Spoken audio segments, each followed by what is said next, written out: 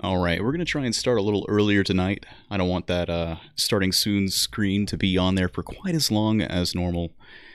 Y'all's time is precious, and I want to respect that. I hope that everyone's having a pretty good night tonight, as well of a night as you could during a global pandemic, a year where the world is just generally on fire. I know it's tough, so I hope maybe for the next couple of minutes you can find a little bit of a peace of mind as I lead you through the technological river to some better times. It is Thursday, September the 24th.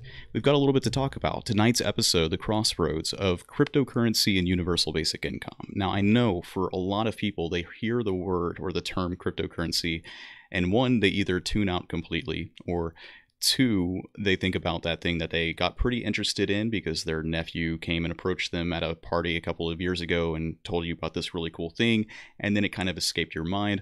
Or three, you know so much about cryptocurrency that I'm going to disappoint you with the contents of this video because I'm not going to be talking about what you think I'm going to be talking about. But that being said, I think there might be some connections that I make, some discussion that I bring up that you possibly have not considered, even if you have a very good, deep wealth of knowledge on this front. So stick along, there might be some interesting things in store. I've got my chat up here, and I really do hope that my audio and video, like, look at that. What is going on with this Bitcoin up in the top left corner? I have not had a stream yet with some type of issue. It's probably because, oh, that's why. Yeah, there we go. So we're just going to go with it. We're doing it live, as my favorite Fox News host said at one point.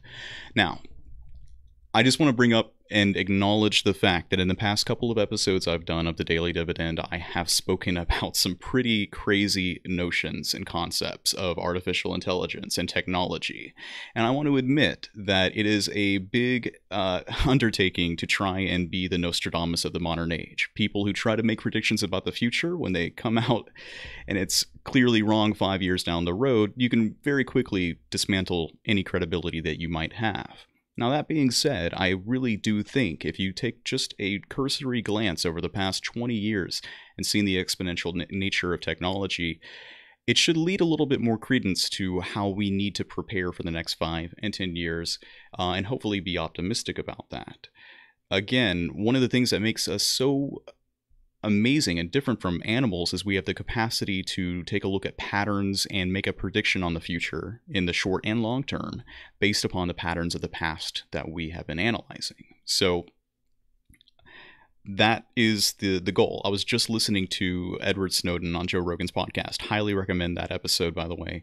And he was saying back in 2000, when they passed the Patriot Act, what the ACLU was most concerned about was how the government might take a look at what people have been, buying or renting or looking at when it comes to libraries, the books that they're reading, right? That's 2001. Smartphones were not a thing back then. This one law suddenly lags behind the technological pace of the next decade. 2008, 2009, you've got smartphones in everyone's pockets. Social media is becoming a thing, and we find out shortly afterwards that the government's been snooping on every single call that every American has been making for the past 10 years. So we have to consider that. We have to consider the ways in which society and politics and all of these things is actually, I would say, more informed by technology than the other way around. And cryptocurrency is no different, and artificial intelligence is no different. And at this point, it may be that you're saying, Seth, I understand you're so really excited about all these things, but this is about universal basic income. That's what I came to your channel in the first place for. What does this have to do with anything? Clearly, artificial intelligence can link into the technological displacement aspect of things. Cryptocurrency, the connection isn't so simple. And that's the goal of what I'm going to be diving in deeper and deeper. This episode, surface layer discussion, but as we go forward, I'm looking forward to having Corey from, ex-host of the Moving Forward podcast. I think we've got something planned for Monday morning. Be sure that you're here for that, for a dual episode of Hashtag Coffee and the Dividend Report, trying to speak a little bit more deeply about universal basic income. I see Marcos in the chat talking about, saying Uniswap coin drop was basically like a crypto stimulus payment. That's my thoughts exactly. And in fact, that's what I really want to talk about today is the Uniswap coin drop. And I'm going to ask Corey about it on Monday, and we'll see what his thoughts are. There's going to be a lot of talk here in this. Why is it doing that again? Okay, that's better.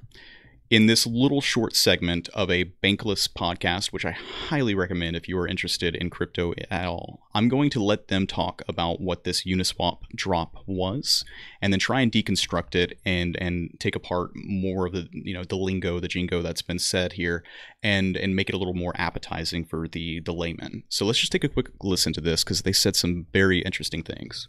With that, yeah, I expect that to be a very popular AMA.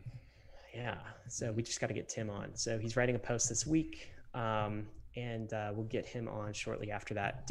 David, and that is the Uniswap airdrop. Now, you wrote a great editorial on Monday of this week talking about the airdrop and comparing that to the the Corona stimulus package. Right. The $1,200 each American received in airdropped money from the Fed for like Corona damages, I suppose. And you compared the Uniswap airdrop to that. What was going through your head with that comparison? Okay, so I can see right off the bat that I can tell that the volume here is quite low. So if it's just not, if you guys can't hear it all, tell me in the chat and we'll pause it. I'll try to think of something else.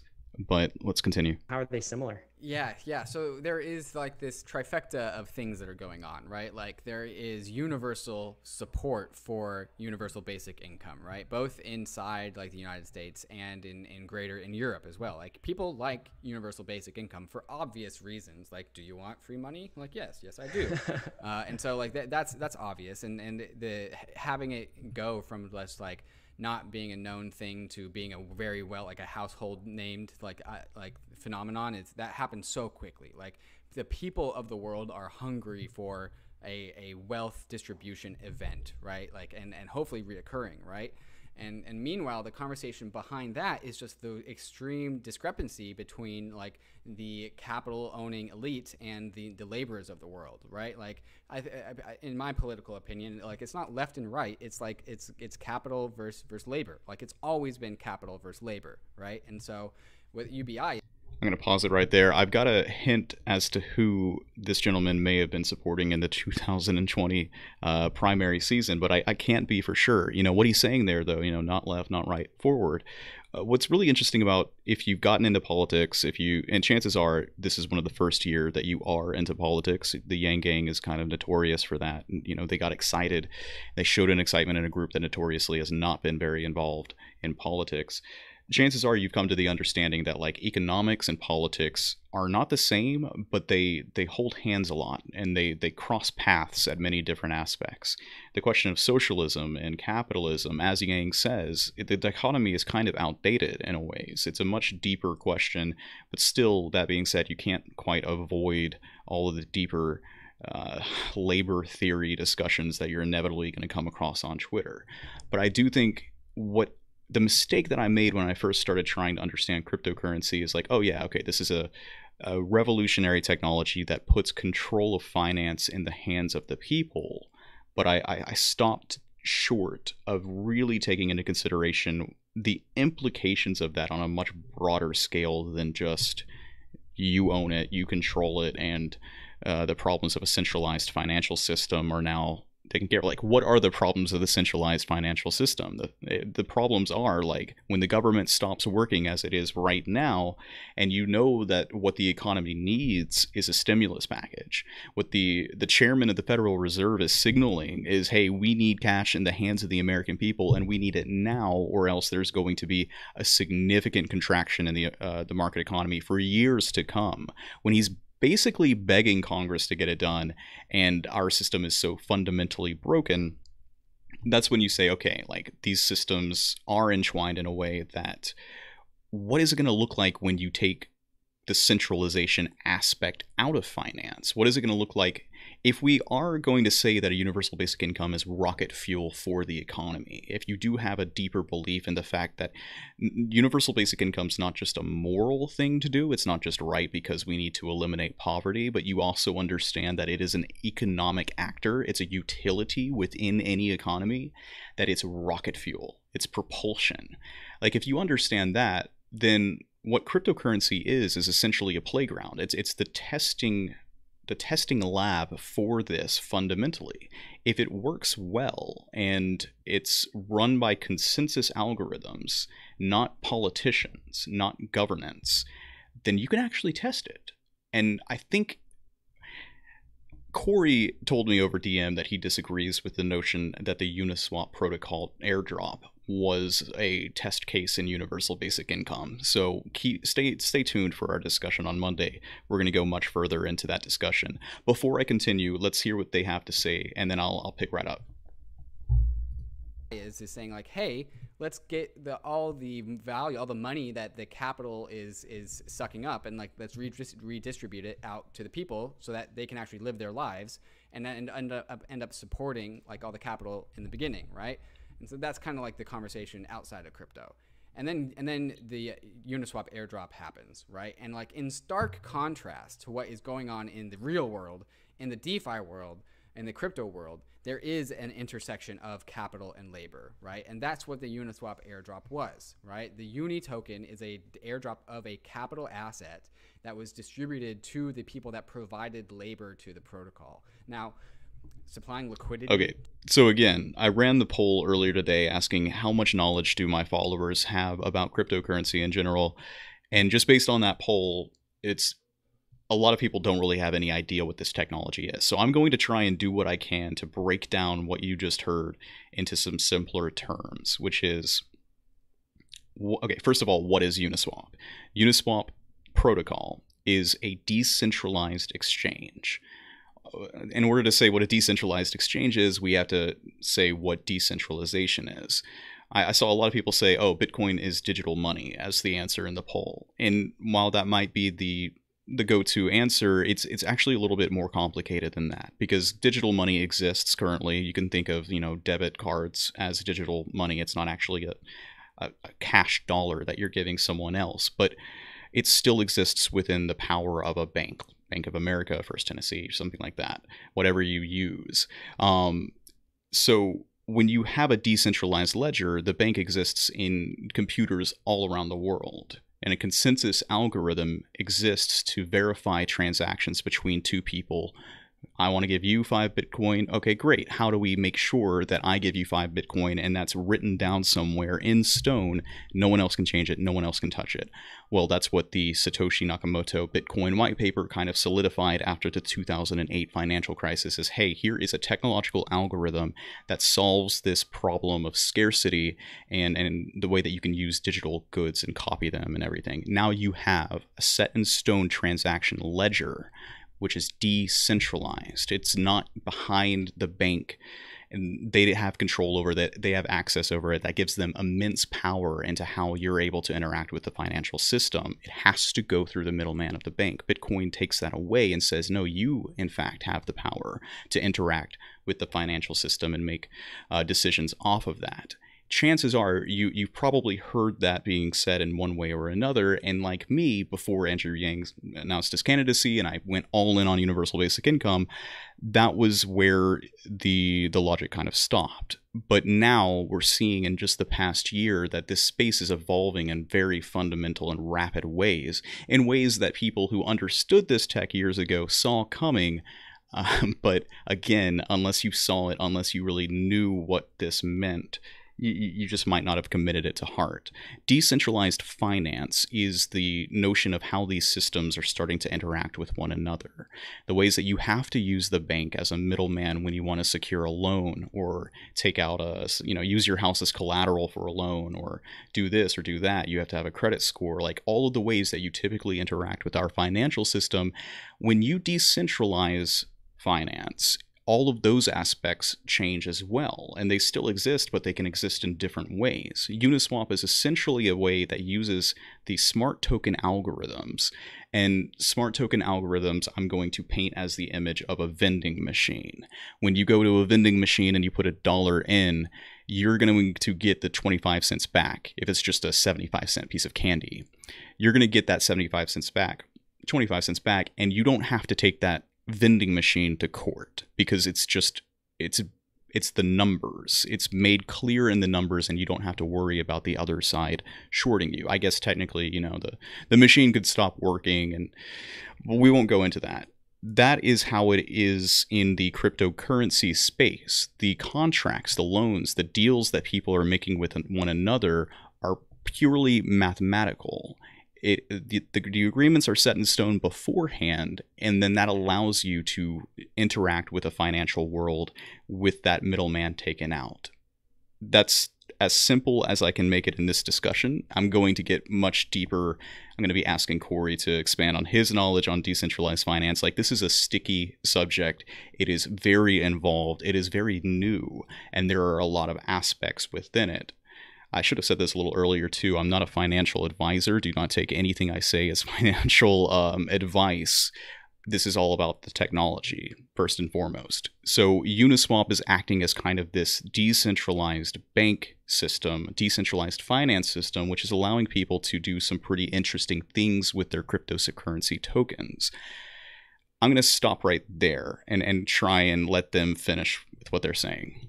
To Uniswap doesn't feel like supplying labor, but that is what that niche is. Like, if you supply liquidity, you are the laborer to the protocol, right? And so then you got this, and even if you trade, and you also got trading is labor too, right? And so, like, this is like, if the intersection of capital and labor that he's speaking about here is the notion that I have kind of brought up in my pursuit of universal basic income. Back when I first got into this space, I was increasingly becoming aware in the ways that technology was already displacing labor.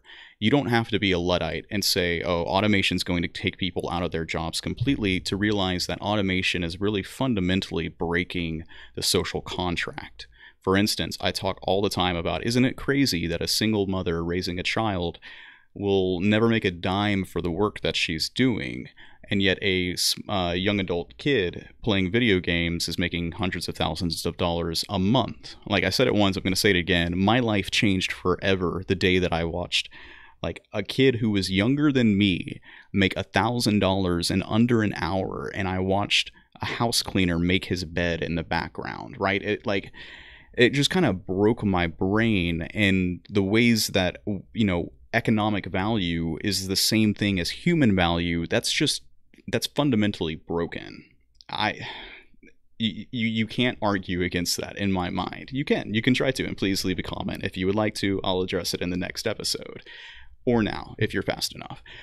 So what he's essentially talking about here is the notion that it doesn't take much to provide value within these growing markets. When you trade in a market, it's passing liquidity from here and there. It's allowing people to take out loans, whatever it is that they're doing in the decentralized finance space. Human labor and the labor involved in these systems is being compensated in a way that you don't see in centralized finance. The way that people are making returns on their investments, there isn't a centralized middleman who's taking a cut of that. And you're actually seeing a more equitable distribution of the wealth that is growing within these markets. Here, let's just continue. Uber airdropped a bunch of equity to its Uber drivers, and then also a little bit of equity to Uber riders, right? And like, that is just like blurring the lines between capital and labor. And like, that's something that I feel really passionate about. And that's kind of how I think this world is going to like overcome this very chaotic, very class warfare-ish type times, right? We're going to need to like reintegrate capital and labor together. And this is something that Chris Burniske talks about a lot as well, who I also really respect. And so I think there's a theme going on here, and I think Uniswap is like kind of the first to really get this going. Right. So when you speak to someone who you're trying to critique capitalism, and they say, oh, like socialism, I don't want you taking the wealth that I have, that is someone who doesn't understand the critique of capitalism that's being made. It's not a question of like property rights. I mean, I guess it is, right? But they think of property as just the wealth that's been made. That the fundamental criticisms of capitalism in place are that labor is not being labor has no say, no power within the dynamics of that economic system. It doesn't get compensated for the work that it does that builds the capital of the nation. It's so like when you're speaking to someone about that and they immediately go there, you know that they just have a fundamental lack of knowledge about what's actually being said. And you don't have to have socialism as the alternative. You can say, listen, I support capitalism, I'm critiquing it, but fundamentally I think labor needs to have a much larger portion of power within it, some sort of distribution event like they were talking about here. And if the economic system worked efficiently, you would see that happen by design. So what happened with the Uniswap protocol? Anyone who engaged with Uniswap in this decentralized exchange before September the 1st, I think this was about 180,000 accounts that you can go and see, were given 400 Uniswap tokens as an quote-unquote airdrop that they can claim even if you had multiple accounts, which is pretty nuts if you ask me, trading at about $3 per token. That came out to be about $1,200. That created kind of a fervor within that space, and a whole bunch of people put more capital in towards it, and that 1,200 quickly shot up to something like $3,800. It was insane, absolutely insane. Like I'm saying, if you had just traded or engaged with one minuscule amount, if I understand this correctly, one minuscule trade on the Uniswap protocol, you got $1,200 for just engaging in the system, right? This is something that I've said quite often, is you can't argue that someone is completely worthless in a economic system that has value when people spend money, when there is at least some portion of wealth, of value that you can attribute to someone going to a local diner, purchasing a good, and tipping the waitress. Like, that is a necessary thing to do in a local economy and in a broader economy overall. That's kind of a radical notion for a lot of people, and I try not to make that too often, because without a proper kind of background of saying, hey, this is the wealth of nations, this is built on the back of decades of taxpayer enterprise or taxpayer investment in enterprises such as the internet in general, right? This is the crazier notion, is that fundamentally, I have a little bit of basic attention tokens, which is a cryptocurrency that, if you've been following along with Yang, he talks a lot about how data property rights need to be a massive platform going forward. If you watch The Social Social Dilemma, as I really hope that you did, if you haven't, go watch that now immediately, you understand that privacy and your data are very important. It's driving the economic machine of the current age, Silicon Valley in general, using data, mining your brain to make trillions of dollars in wealth. You're not getting a slice of that. Well, with basic attention,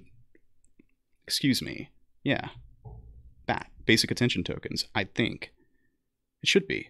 Anyways, regardless, you get a little small slice of every advertisement that's shown in front of you. That doesn't quite fix the problem of ad revenue systems and the problems associated with how that change people's behavior, but it is important that you at least get a slice, right? If they're going to run this country to the ground, you should at least get a little bit of compensation in the process. Now, with my BAT, I could have gone, if I had any kind of wits about me, and traded my VATs, put my VATs up into this decentralized finance system on Uniswap.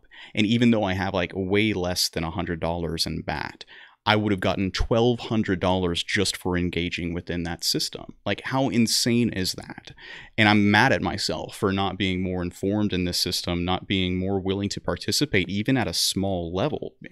Like, these are the types of systems that could be from the bottom up, like trickle up economics, like Andrew Yang talks about so often. And that is what fundamentally excites me. That's only one aspect of the ways that we could see. It has to come from a consensus algorithm too, if it's decentralized. And that means we have to have engagement from people in this space who care about this. Like, it's not going to happen by itself. Cryptocurrency is not like inherently going to evolve a universal basic income, but we have to code these things with a little more equity in mind. And if it's the better financial system, then it'll win out, right? You'll no longer have to deal with any of these conversations of like, oh, it's socialism or capitalism. It's like, no, this is efficiency. This is actual, like, in practice, this works and it's better. That's what's exciting about cryptocurrency. And in an actual tangible way, there are cryptocurrency-centric projects with only that in mind being made. And I'm going to do my best to explain it as great as possible, but take this at face value.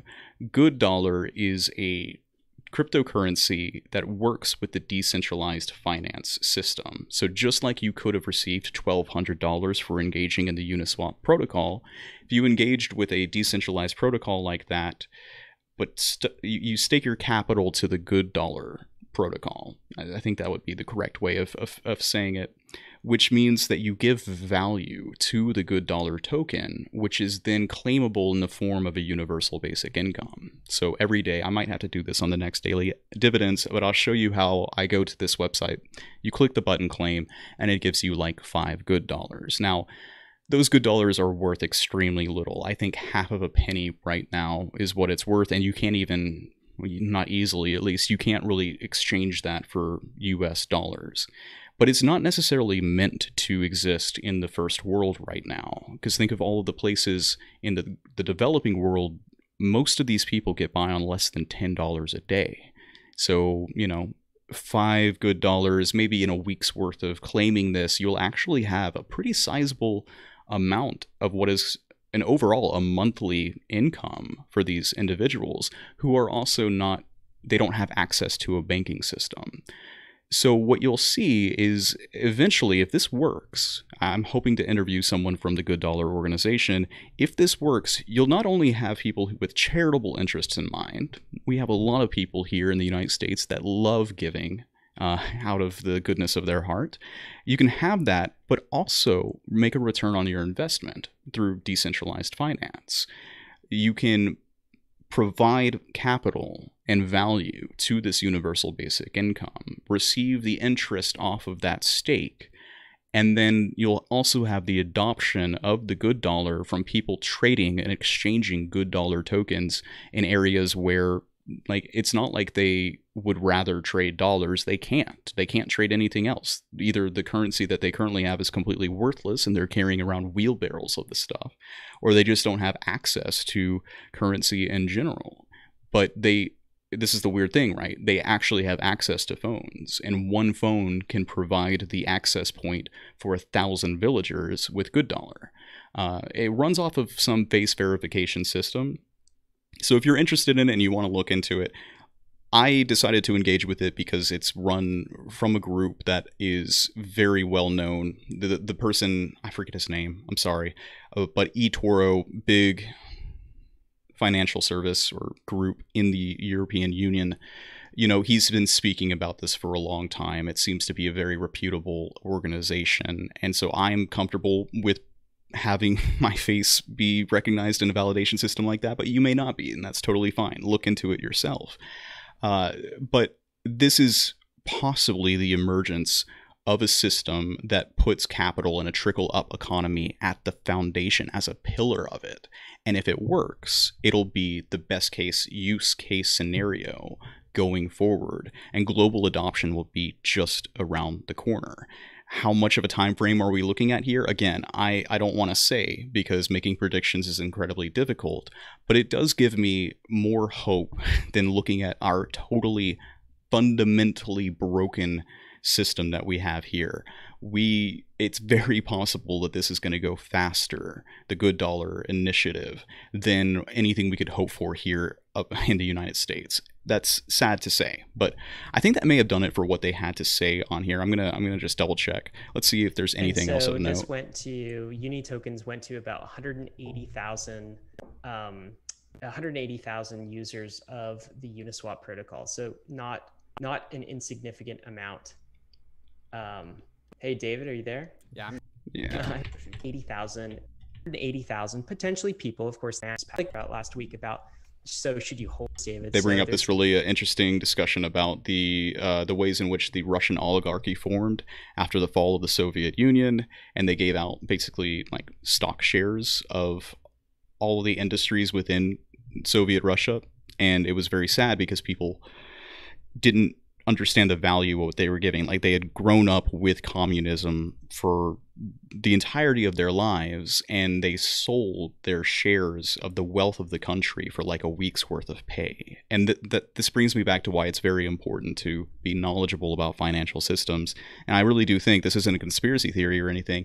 I think that our society, it benefits from us being ignorant of financial systems in general. And that's why I'm going to be spending a lot more time focusing on cryptocurrency. It works out a little bit better because the dividend report, like, that's just the that's the perfect name for it. The dividend report was supposed to be about the data dividend, the freedom dividend that Andrew Yang was running off of. But in the absence of any actionable policy platform in the political sphere, maybe cryptocurrency is where we need to be looking and engaging and hopefully growing a voice within this new technology to say, if we're going to be rebuilding systems, let's try and rebuild them right. Let's try and rebuild them in ways that are not just beneficial to the elimination of poverty, not just important in the framing of a moral compass, but also efficient in the ways that it just works for markets in general. So again, on Monday, I'm going to be talking with Corey, and hopefully we can get a little bit more deeply into the aspects of decentralized finance. Is it something that's here to stay? We don't know. Like, this is just a few months old in terms of a phenomenon. So there's so much to look forward to, though, and I think it's better than just spending all your time looking at the top page of Reddit and all of these horrifying, scary headlines that you'll see through cable TV. So hopefully I'll be spending a little bit more time. It won't be the complete and totality like it is for today of the discussion for my daily dividends. But if you have like more questions about, well, why do you really think this is important, be sure and let me know, because I don't want to lose your interest in my pursuit of understanding these technologies more fundamentally. I'm interested to know what your thoughts are in terms of like, what's your understanding? Is this really important? I'll be happy to engage you with that discussion. Let's see. Other than that, I think I heard some news today that there's possibly another stimulus check being platformed by Democrats. I don't have any faith in that whatsoever. There's always the immediate question of how are markets reacting to this. We should know at this point that our government's not going to come through and pass it, right? They came back up on their demands for the total amount, and the Republicans just are not going to engage with that. We've already seen it. They're just not going to. So nothing happening there. Again, nothing. It's so disappointing to me. It's so crazy. Kai Lee, thank you so much for joining in on the chat. I hope that you've been doing well. I know that it's been a bit of an absence here for me, even in the past week. I'm trying to do it daily. It's going to be pseudo-daily. I might need to do that as a disclaimer. But I hope that everyone has been keeping just their mental health in good spirits and everything. DRS Metal says, Yang 2024 or Yang 2028. I completely agree. And what's crazy is that I'm trying to think of where we're going to be in 4 years, where we're going to be in 8 years, even if like the market crashes in a similar way to 2008, possibly even if we deal with riots from the election, riots from, it looks like we're going to head towards collapse. Barring the complete collapse of our society, the technology is going to come up with some really crazy stuff that we will have access to, that we will be able to engage with, that we will be able to hopefully implement in our communities. And no matter how dysfunctional things are at a national level, we can try and use technology to build up our communities in this desperate time, hopefully. I don't know much about cryptocurrency. That's totally fine. I think it's important for more people to be upfront about like, hey, this is something that just does not quite make a lot of sense to me, because the issue that I have with a lot of content creators that focus on cryptocurrency is like, you either know it or you don't. And this is the same thing in centralized finance. And it's just like, either you have gotten in, you're in the know, or there's no room for you whatsoever. It needs to open up, and it needs to, because people are left out. The centralized financial system within our country leaves out the entire third world. It leaves out people who would benefit it. It doesn't have the space for it, I guess. It doesn't have any profit motive in expanding outwards to these developing nations. Although China is apparently investing in Africa like tremendously, and it's only going to be to their benefit. They're exporting their labor to Africa, they're investing in Africa, and they're going to gain the dividends from that. So I don't see why we haven't been for the past couple of decades trying to export our financial system more broadly. It's a little bit crazy to me, but this is going to happen. It's going to happen one way or another. This technology is going to be here in some form, and I'm willing to bet that between artificial intelligence and cryptocurrency, and just the explosive rate at which things are going, there's so much within the space that I would bet on one of these things making a strong impact in the next 5 years. Next 5 years for sure. Something big is going to happen. That's such a vague prediction. I'm sorry. That's not helpful whatsoever. I'll make like one massive prediction. I'm going to give like a specific day and everything, and you guys will be able to hold me on that. But I'll spend some more time thinking about it. I like crypto, but I got bored of it and sick of people treating it like stocks and just using it for speculation. I was in the same boat. That's why I stopped paying attention to it as well. And if I had been more in the know about like the smart contract aspect to things, it's clear that I didn't see any way that crypto was going to make any kind of effect on the real world as long as it was just treated for speculation, and as long as people would not accept it in the day-to-day going on economy of the United States.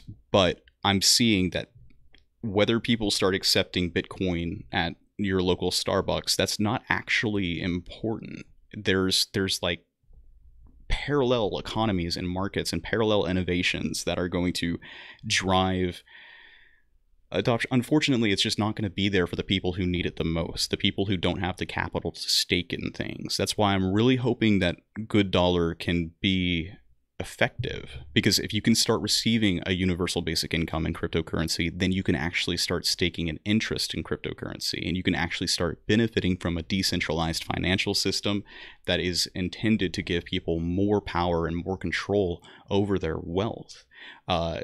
The thing that really disappointed me when I thought more and more about Bitcoin, when I saw more and more of it being held in the accounts of just a small number, the 1% whales of cryptocurrency, is like, well, this is just going to be a continuation of the financial system that exists today.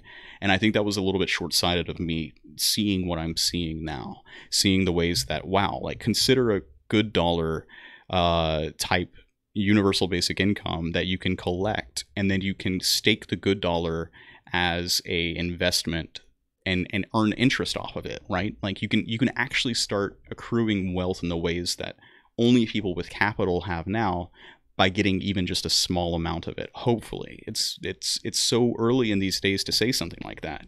And I'm going to be breaching this subject with a lot of different people in the interviews to come. The third industrial revolution, like Andrew said, those not following blockchain are going to get caught flat-footed. And I think that I was on the cusp of being one of those people.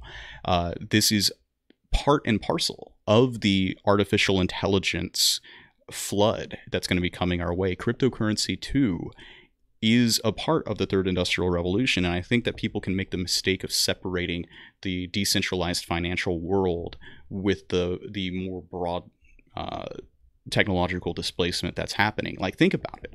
People whose entire jobs are litigation in contracts that involve escrows, people who are loan officers. I'm not saying that they're going to be completely and totally wiped out by cryptocurrency, but yeah, I think there is a whole bunch of bloat within the financial system, and a lot of jobs exist simply to extract wealth between financial transactions, and cryptocurrency is a threat. Cryptocurrency isn't even like, well, I take that back. Crypto is automation in some ways. Smart contracts are automation. So it is more deeply connected. And I think maybe it would be helpful for leaders like Andrew Yang that when they talk about automation, that they also in the same sentence bring up cryptocurrency. The word almost has a stigma to it. Like, I feel it when I talk about it, but it needs to be, I think they need to be joined together a little bit more. That's what I'm coming to kind of agree on these days. All right, guys, I think that's just going to do it for tonight's episode. Again, that was a superficial, as superficial as I could try and be, look into cryptocurrency, I'm going to start going a little deeper and deeper in episodes to come. On Monday, we're going to have an interview with Corey at Crypto. He knows much more than I do. He's got a little bit of a deeper foot in the pool about it. So please stay tuned with that. The next day, on Tuesday, there's going to be just a discussion about what it means to be a universal basic income advocate. I'm having an interview. I'm looking very forward to that. I've got I'm trying to upload an interview that I did with David Kim. Tomorrow, there's going to be a huge fundraising effort for David Kim. Get on Twitter, get on social media, send a few hashtags around, join in on the fun, and look for that interview to come. He's doing some really amazing things, and it's important that we support these humanity forward candidates. And then I think on Wednesday, I'm also going to have another interview, this time a dual discussion on cryptocurrency with another Yang Gang member who's interested in the same things that I am. You guys, I cannot thank you enough for your support. Just in general, just joining in with the show. It really pleases the heck out of me to know that there are people who are interested in the same things that I am. I want to start accepting donations in good dollar. Like, I would feel a lot better during a global pandemic of saying, hey, you can't really trade good dollar for anything. It's not really worth anything. But I think that would be a cool way of engaging with my followers and not feeling like I'm making a financial crisis even harder to deal with. So if you are interested in good dollar, feel free to, take a look at some videos on YouTube. Decide if you're willing to have your face be used. You use your phone. It's super easy. Like, I'm telling you, within 30 seconds, you can claim your first good dollar. And I'll put a link to my Ethereum account, which I just started, and a link to my good dollar account as well. As ways that maybe you can show support, even knowing that it's not worth anything. That is adoption, though, right? That's trading in a cryptocurrency, universal basic income. And while nations in Africa might be the first to say, yeah, I'll actually sell you a hot dog for good dollar, I will sell you my channel for a little bit of good dollars. And maybe that's all I can do at this moment to help universal basic income become a thing. But who knows? Who knows? Donate BAT. Yeah. I do have a BAT account, and I will link that here. Well, shouldn't it kind of be a little bit automatic? BAT is extremely interesting. I'm bullish on BAT. I want to thank, who you are, who got me into BAT. It's like, yeah, it is crypto, and in the sense that it's crypto that's worth something. It's not a whole bunch for what you'll get over the course of a month, and it varies in volatility, but it is almost like a universal basic income, considering we interact with the internet constantly. If you're on Twitter, if you're on YouTube, take a look at the Brave browser, BRAVE. It's a little bit of an involved process, but it is a way that you could engage with my channel, donate a little bit of that here. I like that idea. Definitely, Kyle. Kylie. Is it Kylie or Kyle? I always look at it as Kyle, but then I think Kylie. Yeah, so thank you. Thank you so much. You guys are just amazing. Your support is just, it means so much to me. Keep your mental health, strong. Take some deep breaths. Remember to meditate. Remember to spend some time outside. Take your shoes off when you're going outside, and feel like the grass and the dirt underneath your feet for like at least 10 minutes a day. I guarantee you it's going to change your life. It will change your life. Maybe not in the first couple of days, but you're going to get some better sleep. This isn't pseudoscience. I'm not selling you snake oil here. It may sound like it, but take your shoes off, wiggle your toes around in the grass, take some deep breaths in and out. Fundamentally life-changing experience. That sounds stupid. It's not. I guarantee it. Guys, thank you so much. Kyle, thank you. Marcos, thank you. DRS Metal, I really do appreciate your support. You guys have a good night. I will catch you Monday for sure. Take it easy, y'all.